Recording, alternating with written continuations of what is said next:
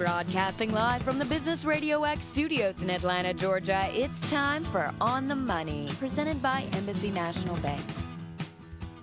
Hi, everybody. This is Joe Moss, and welcome to this week's edition of On the Money, the #1 small business show on Business Radio X. I was just telling our guest today that on average, 150,000 people will listen to this show over the next 3 months. That's a nice number. This show is presented by Embassy National Bank. Embassy National Bank is a nationally chartered financial institution, and our deposits are insured by the FDIC. On this show, we discuss topics designed to help small business succeed, because at Embassy National Bank, we're proud of how we help small business, and we believe it's our role to do that. I'm Joe Moss, as I said, your host and the president at Embassy.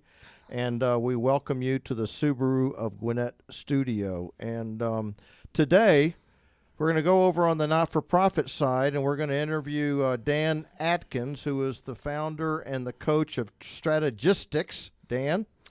Good afternoon. And thanks, Joe. Thanks for having me here. And Dan's got a wealth of experience and opportunity, and experience not only in not-for-profits, but over on the profit side, and has done a lot of different things. But I guess the thing you're working on the most now is fundraising and capital campaigns. Well, most of what I'm doing actually is helping nonprofits prepare to do major capital campaigns, not doing the capital campaigns themselves, and also to look at other fundraising opportunities and maximizing what they can do, as opposed to tearing into a capital campaign because of desperation and getting a little money, but not really maximizing it.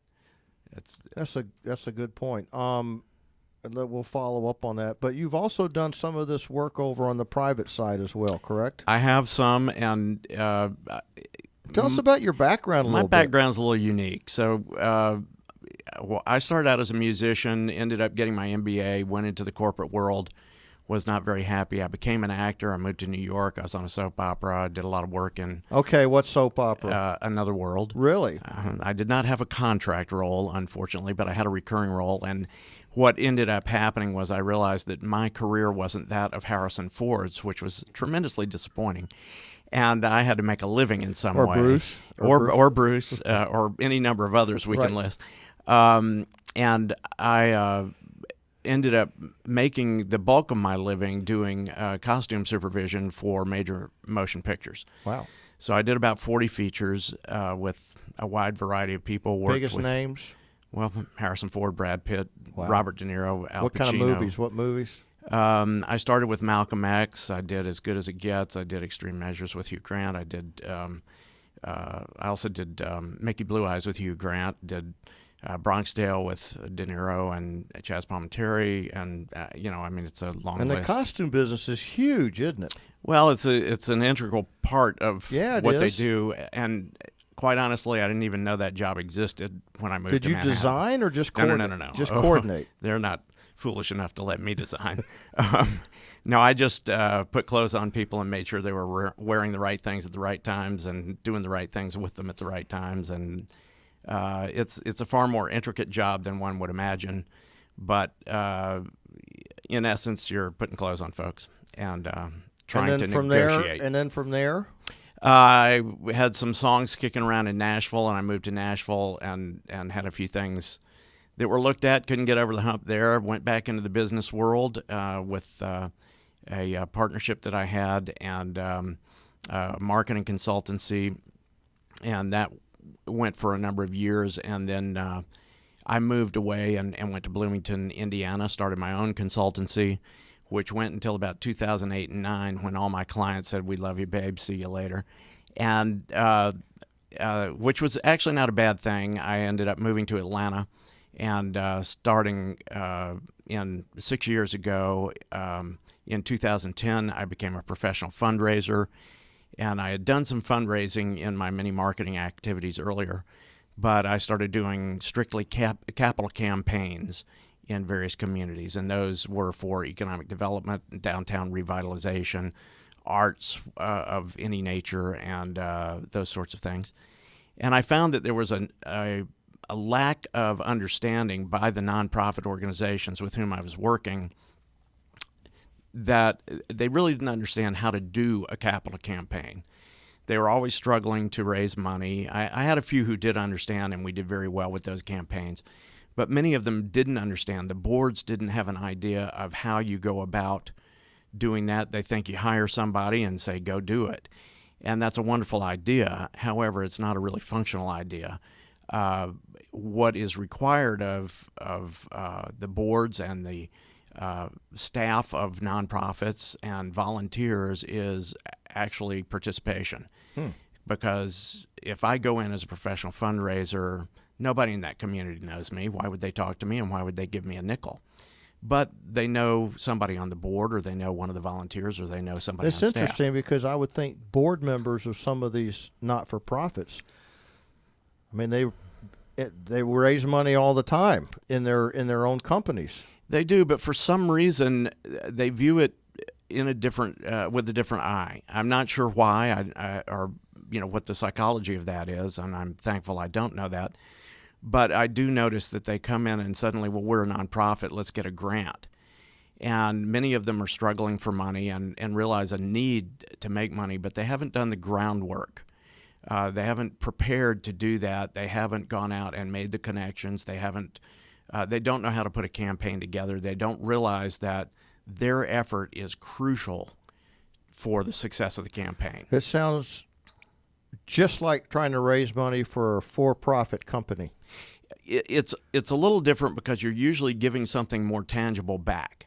I've raised money for companies as well, and even in entertainment. I produced a film and I produced theater, and people expect to get a return on that investment that is tangible. Mm-hmm. With a nonprofit, the return may or may not be tangible, and it may or may not be direct. So certainly a bank would benefit from an economic development scenario in their community because it's going to bring more people into the community who may bank with your bank. Same thing with insurance, same thing with utilities, et cetera. And what they don't realize is now somebody may have a job and they're able to buy clothes and food and cars and homes and things that before that job came along they wouldn't be able to afford. And you've got to convey that message. That is correct. And the nonprofit has to convey that message really more importantly, and not just during a campaign. They have to convey that message for the life of the nonprofit. Well, let's talk about the whole not-for-profit industry, because I think a lot of us think not-for-profit, what do they need money for? But, I mean, this is an economic machine just like any other company, isn't it? Well, it is, and they offer services, and, you might put the label of products on it that are beneficial, whether it's a food pantry that's offering food and perhaps clothing to people who are in need, or whether it's an economic development mechanism. It all takes money to make that happen. Food doesn't grow on trees. Well, it does actually. However, in this case, it's not trees or that in stalls that are pickable. Or wherever. Yeah, yeah, it's not pickable trees, but so they need participation with people saying, oh, here's a case of water, here's a case of soup, here's whatever it may be. But they also need money to try and let people know that they're there and to run a facility. You can't, if you have food that is perishable, you've got to have some place to put it. If you're cooking for people, you have to have a way to cook it. Yeah, and a lot of volunteers come in and help, and that is the lifeblood as well. The volunteering is so crucial, but without the money, they're not able to pay their electric bill. They're not able to accommodate people in the way that is necessary. And the needs are everywhere, regardless of what it may be. And do you have any numbers on how many not-for-profits that are out there or how large this industry is? I believe that there are 2.5 million nonprofits in the United States. Wow. Okay. Are those non-religious not-for-profits, or it's a combination? Okay. I don't have a separation of faith-based versus not. But there are some that you hear about all the time. In October, the walk for Alzheimer's is coming up, and everybody has been touched pretty much in our society by Alzheimer's, whether they're a parent, a brother, sister, whatever, in that regard. So that's one that has become familiar and grown. Cancer is another one, the American Cancer Society. We helped last year with the Susan diabetes. Jacome. Diabetes, that's a huge issue right now. And any number of large organizations like that who are not my client base. Right. There are, what people don't always realize is that there are a huge number of lesser-known nonprofits. More targeted not-for-profits. They are more targeted, although many of the large ones started out as lesser-knowns also and grew. But sometimes it's just they're not necessarily national at this point. They're local, they're growing, but they've found a need, and nonprofits have generally been started from passion. Someone has a passion about something. Their child has autism. Their brother died of cancer. Whatever it may be, there is a passion for them to make this happen. And they start it and then begin to try and engage others. And sometimes they view it as a more business scenario because they realize that they need funding. Mm-hmm. And when they realize that and come from a business perspective, the funding is more possible. Mm-hmm. But sometimes it's just so passionate that that's all it's about, and we've got to do this, this, and this, and they forget that there is funding needed, and they don't know how to go get it because they're overwhelmed by their passion, basically. Now, when you're called in and you say, Dan, help us. You have a sense probably of a group that you'll be successful with or a group that you won't be successful with. And what are some of those success factors that you kind of look for before you start your efforts within the not-for-profit? Well, one of the things, I have an intake form so that I have an idea of what they're trying to do, where they want to be, what they've done thus far in terms of preparation for fundraising, what they do as fundraising now, what they've thought about doing, why it's been good, bad, or indifferent.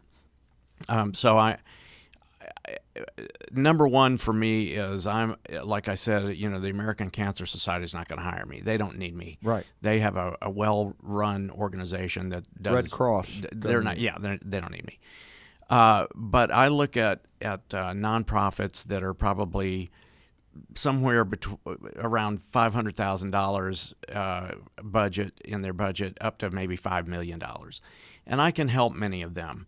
They what I look for is an understanding of what is needed. If they have some understanding, I look for the passion in the organization, because if they don't have passion, then you might as well forget it to begin with. Right. And I look for what kind of understanding they have with fundraising and the things that they've already done before, and what size their staff is. A one-person staff is very, very difficult because they're doing everything, including cleaning the toilets. Right. And it's a very difficult position in which to be, and very difficult to move forward from that. But you have to start somewhere, and I'm happy to lend a hand if I can. Have you started with just one person?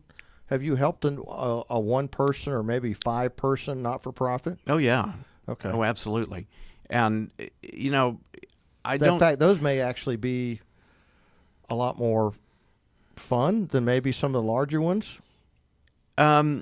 Rewarding, I guess. They're rewarding if they're able to move forward. Sometimes it's frustrating because it's a very difficult conundrum to have this one person who's leading the parade, but without a lot of support. Yeah. That's just as with any business, it's just a very difficult situation in which to be. So I try with many of those. They're not really going to be able to afford me and afford my fees, but I try to work with them and give them some ideas of what I might do or might suggest to do to help them become a little larger, and ways in which to go about it. There are a lot of ideas that I come to the table with, which is why people would hire me, to help move forward. And for some reason, a lot of the people in nonprofits don't think of those ideas. Their It's mind not their is a little job to different. raise money. Their job is to kind of help and spend money. But Actually, if you're the executive director of a your job to nonprofit, raise that's your money. job. Right. But a lot of them can't do that because they're so busy doing administrative and trying to get to do what the organization is there for and accomplish the mission. Right. So that's true. Now, from just a structure standpoint, we were talking before the show. I know you're not an expert on this, but there are really two different kinds of not-for-profits. There's a 501c3 and a 501c6. There are probably many others, but those are two that I'm familiar with. Those are the big ones, and the C3 allows, we believe, a deduction. In most cases, a 501c3 is a charitable deduction, and you can take that off top of your taxes if you're an individual or a corporation. I'm not a CPA, so ask your CPA. Don't take it from me. But in most cases, I've seen that to be true. With a 501c6, they have a different set of regulations and a different set of rules. They are can be a lobbying organization as well as doing the nonprofit missions that they do.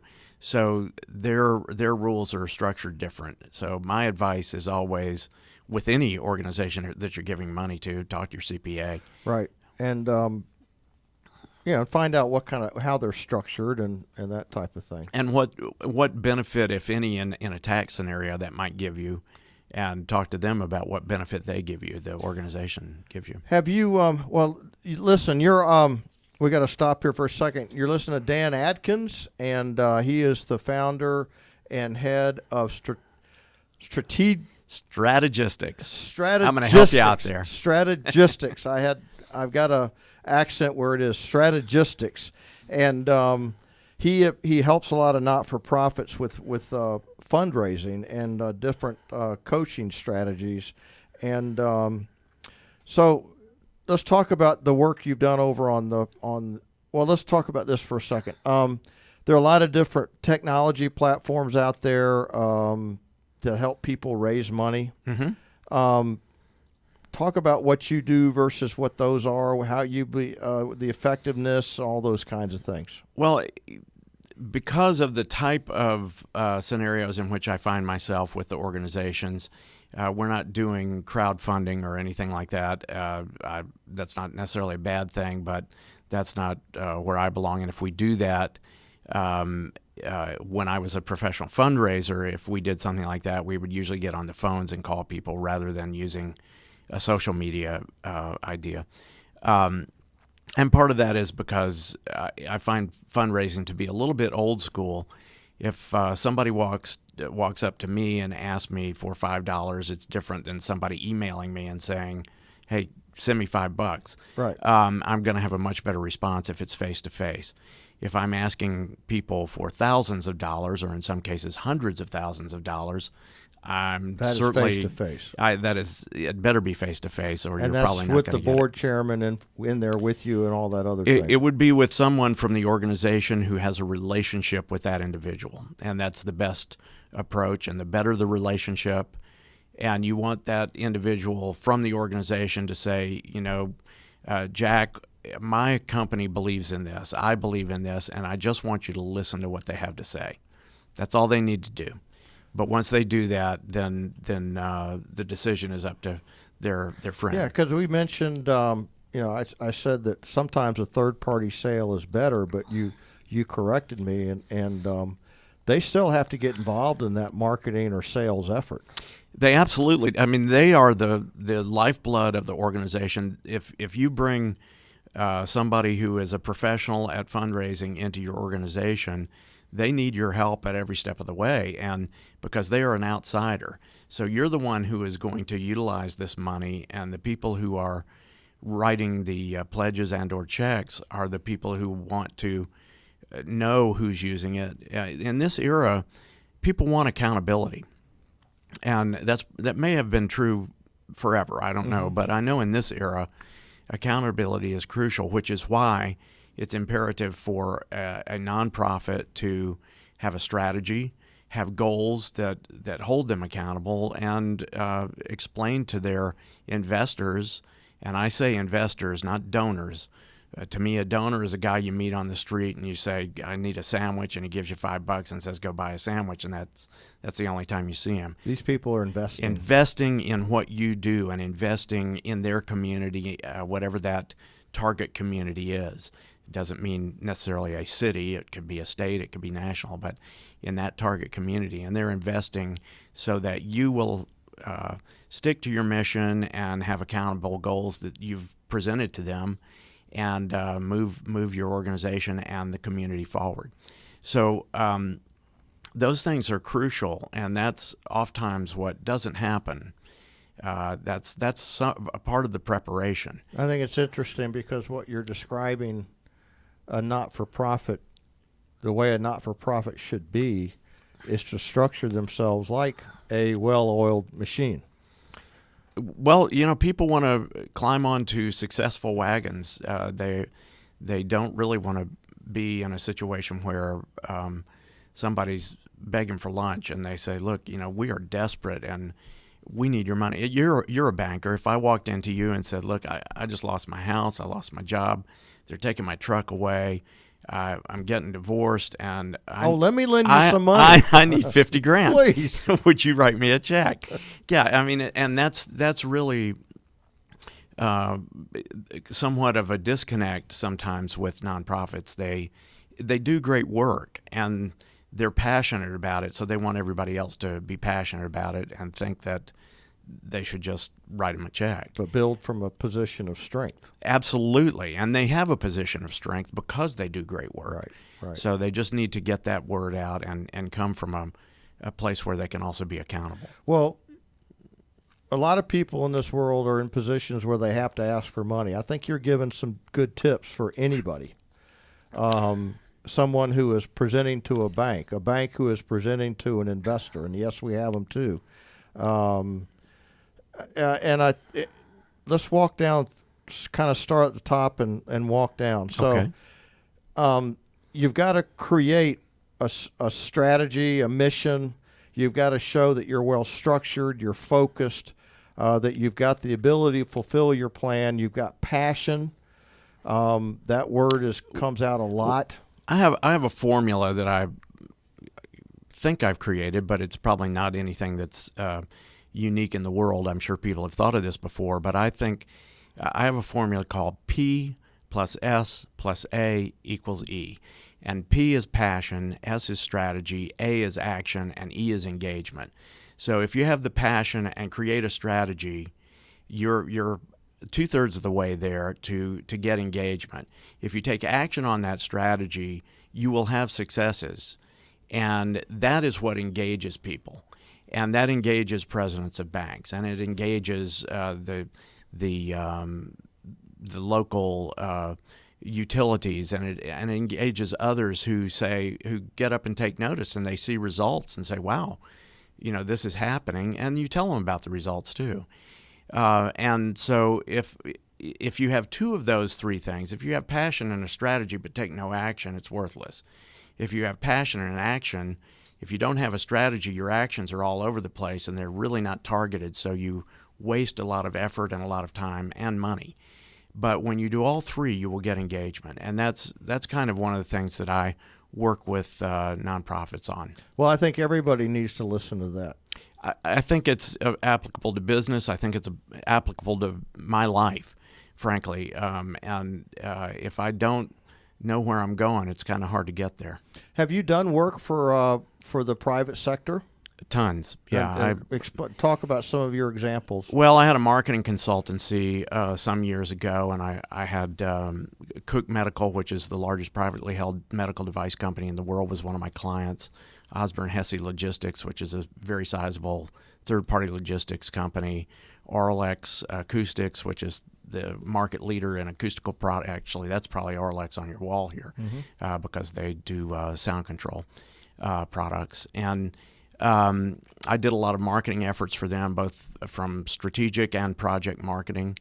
And my background is so varied, and I come from sometimes a really wacky place with my ideas. But that's okay. Well, they're all based on the business goal. It's not just, wow, that would be fun. That's creative. Let's do that. It's more, here's an idea that's really off the wall, but here's why it will accomplish the goal. And that's what I used to look at, and I was able to negotiate a business until the crash in 2008 and 9, at which point things kind of went belly up on me. But I had a great time and had great clients, and it was very enjoyable. And I kind of look at the nonprofits in the same way. Were the not-for-profits, are they the first thing to go in a recession, the ones that struggle the most? Well, I think they're the ones, I don't know if they're the first to go, but boy, did they have trouble, because bad economic times means people aren't giving. And when they're laying people off, they're certainly not going to be doling out money to the outside in the same way. So unless the chairman of the board or the CEO is passionate about some particular thing because their son or daughter has an issue that coincides or whatever it may be in that regard, the money dries up real fast. And also because of those things, the government isn't taking in the same kind of taxes, so the grants begin to dry up, foundations as well. Yeah, and in a lot of cases, a not-for-profit doesn't have a sustainable revenue base. So every year they have to raise the money required to keep themselves going. And that's why developing a base for a capital campaign is so crucial, because a capital campaign commits people. It's not a contract, so it doesn't commit them in that way, but they give their word to you to fund a certain amount of money for a period of years. Usually in this era, they do 5 years. And so you don't have to go knocking on their door every year. You know what your budget is going to be. You can plan out your expenses and plan out your budget. Mm-hmm. And it makes life so much simpler because you're not always struggling trying to figure out, can we afford this, can we afford that? Now, that doesn't mean that the organization doesn't still need sponsorships of specific events that they may do, and they'll come and ask for sponsorships. But oftentimes those are far easier to get if somebody is already invested in what you're doing, because they understand the benefit of giving that money. And I think a lot, you mentioned accountability.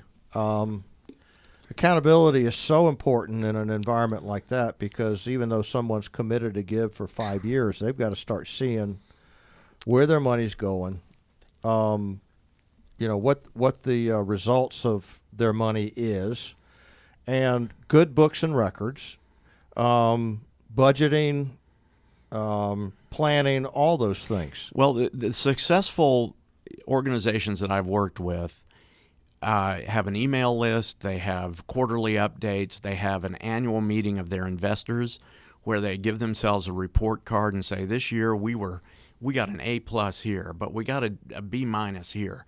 And that's something we're really going to focus on in the next year, because we've got to get those levels up. And they will analyze it in that way for their investors, so the investors know what they're doing and know where their money's going and know that these successes are happening. And also, if they are really invested and they're participatory investors, they're going to look at that and say, you know what, I might be able to help you in this area or that area. If you have a construction company that has put money into a campaign, they may be able to help you build that building that you've been trying to do. They may be able to get the steel for free or something of that nature. And the private sector over the last however many years, to some degree, has gotten a bum rap, because people look at these huge corporations and say, well, they're just greedy, money-making corporations. But the truth of the matter is, they contribute a lot. They support the nonprofits, and they do contribute a lot. And they do it not only for publicity, which they get, or they should get. They should get plenty of thank yous. But they do it because they believe in it, and they want to help. So they want to help even if they have an investment, an ongoing investment. They want you to be able to build a bridge or to do whatever you're trying to accomplish and help your mission. You mean money just doesn't stay in mattresses That's the whole thing that it's hard to get Well, it across. does at my house. But It's hard to get across to some people. Money continues to move and it continues to flow, and it never stays stagnant. and that is, if you listen to NPR or public television, they thank their investors and say this program was made available by whomever. And usually it's a major corporation because you and I probably don't have the pocket change to make that happen. And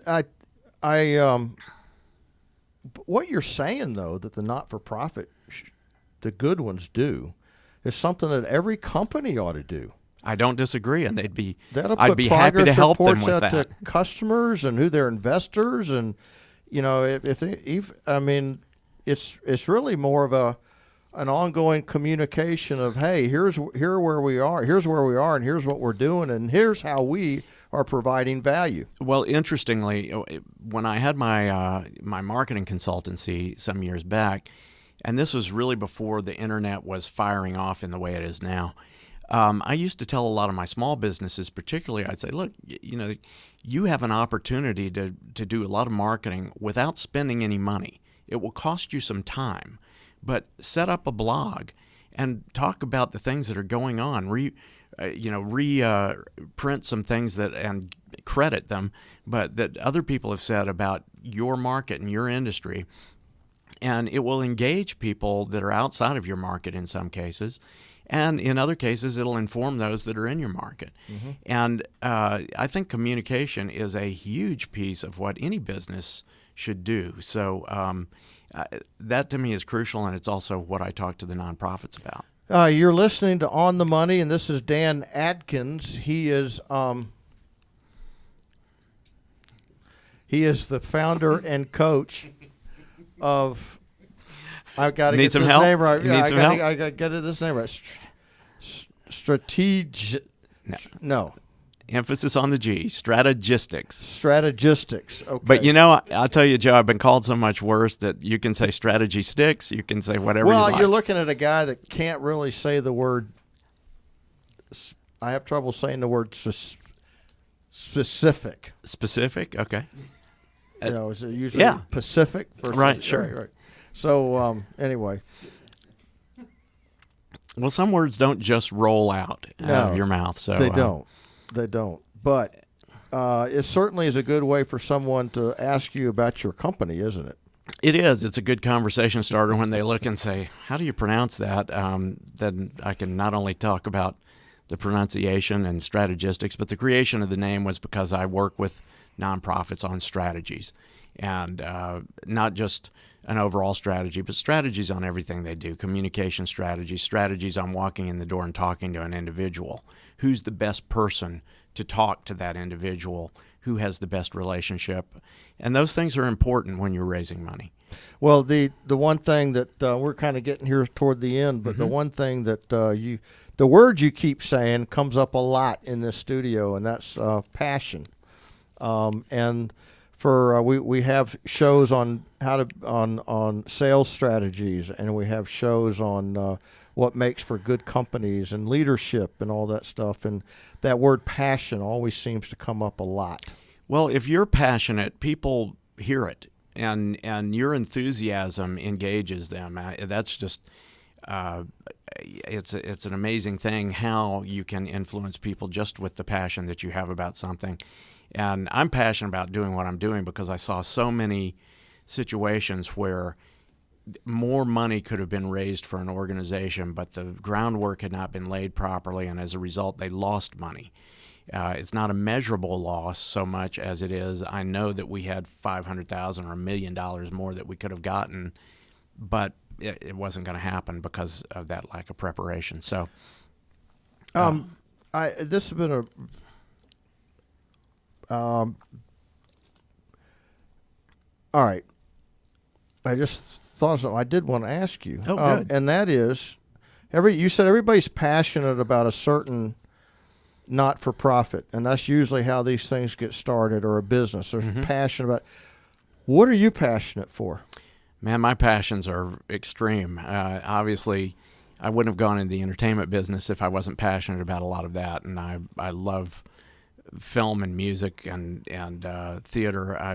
I'm extremely passionate about that, and there's a lot of theater in the Atlanta area that people ought to go out and see. And there's a lot of not-for-profits that are theaters. Well, and most of them, and they look for season ticket holders. So and I support a number of theaters here in the area, and I because they do great work. Well, tell me about that. Why should we support community theater? Well, I think like anything, if you look at any civilization, culture is what lingers beyond everything else. If you go to, for instance, if you go to Pompeii, you can't tell me what store was on the corner of, Venice Street and Rome Avenue or something, but you see art. Artwork is everywhere, and all sorts of different kinds of art. And what lasts is the culture, and we have art reflects life, as they say, and we have a vibrant culture in our country, and there's a lot of theater that reflects that. And in addition to that, when you're feeling good, it helps you feel better, and when you're feeling down, it helps you feel good. So you can laugh, you can cry, and you can it can be provocative, and it creates thought. So there are all sorts of things that I think theater, music, and art, fine art, do for the human spirit, your soul, and your attitude. It certainly is a way to communicate in a different sort of way, record history in a way that people will listen to. And, for example, I'm a big fan of The King and I, South Pacific. Little Rogers and Hammerstein there. Yeah, those are my two big shows, and there are a lot of others out there, but that tells a lot about the times when we were back then. Well, and if you take that a step further, Stephen Sondheim, who is one of the great composers and song or lyricists for musical theater in the 20th century and on into the 21st century, his next door neighbor and mentor and father-like figure was Oscar Hammerstein. So he learned from one of the best, and he took it in a different direction. But he worked with Leonard Bernstein and Jerome Robbins on West Side Story and wrote the lyrics there. And then from that, he's done so many things. The most recent that was made into a film was Into the Woods. Yeah, and Dick Van Dyke is a huge hero for me. Oh, is that right? In terms of the work that he's done over the years. And for a lot of different reasons, too. Well, so many. I had the really great fortune to work with Dustin Hoffman, who's one of my acting heroes. And, Dustin comes from a theatrical background, and I met him the first time when he was doing, I believe it was Merchant of Venice on Broadway, and I was working in the theater right next door. And a friend of mine arranged an introduction because he knew I really liked Dustin, who was just a fabulous person. And then I got to work with him on a movie called Sleepers a number of years later.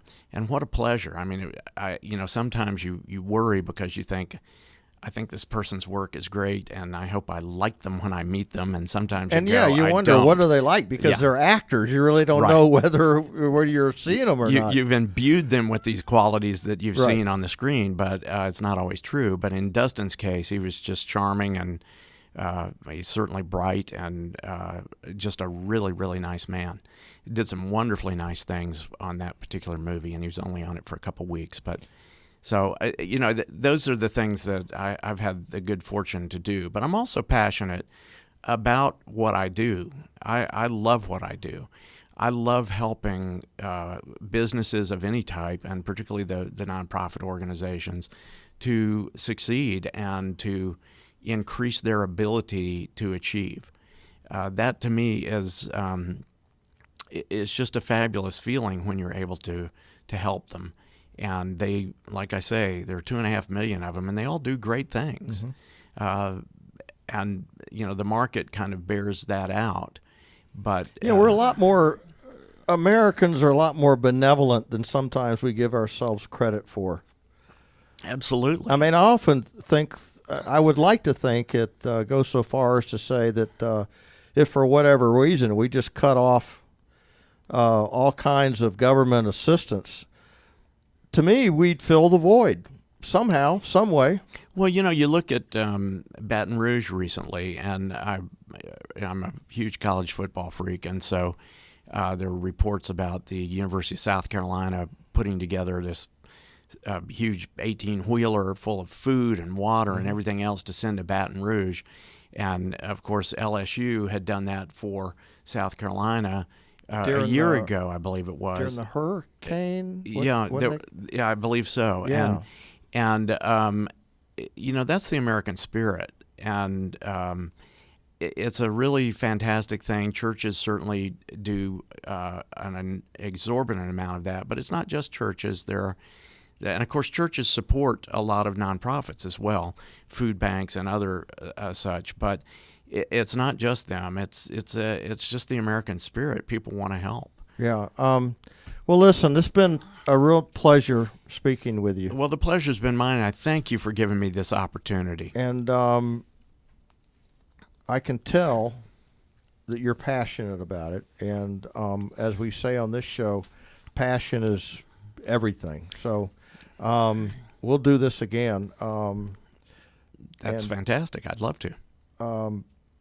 Man, maybe you ought to sit down and write a book or something, man. Well, I'm in the process. Are you good? I actually have an ebook on my website, strategistics.com, and that's strategy is the word followed by STIX. So it's STRATEGYSTIX. But listen to this, strategistics. See, I said Strategistics. You were on it, man. You got to remember to say the E as an That's right. Well, if you get the E as an then you're there. Then you're good. All right. And they can download that for free. Good. So okay. I appreciate this, and it's a pleasure to meet you. Nice to meet you too. Well, listen, everybody, that's our show, and it's been a good talk. I think we don't know that much about not-for-profits, but I think this has been helpful. Very large industry. You got to run them like a business, but from what I've heard from Dan, you got to run your small business like a not-for-profit. But a lot of good things we talked about today. So that's our show for today. This has been On the Money, the #1 small business show on Business Radio X.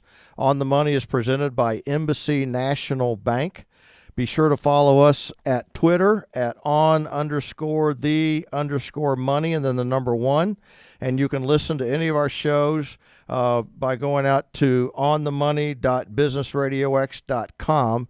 And I think we've got over 70 shows out there now. So a lot of good stuff. And I understand people will spend 15, 20 minutes at a time on a particular show. So I think a small business person can really get a flavor as to how things ought to work around a lot of different things by going out there and listening to our shows. And you can watch our shows now at Business Radio X Gwinnett YouTube channel. So until next time, I'm Joe Moss with Embassy National Bank. And please remember, be careful out there. Leave fear in the back seat. And then this is the one that we've put together, Dan. We say stay authentic, i.e. be true to yourself, but also be passionate, because passion does sell. And everybody, we all need a little bit more passion in the world. So until next time, this is Joe Moss on the Money, and we'll talk to you soon.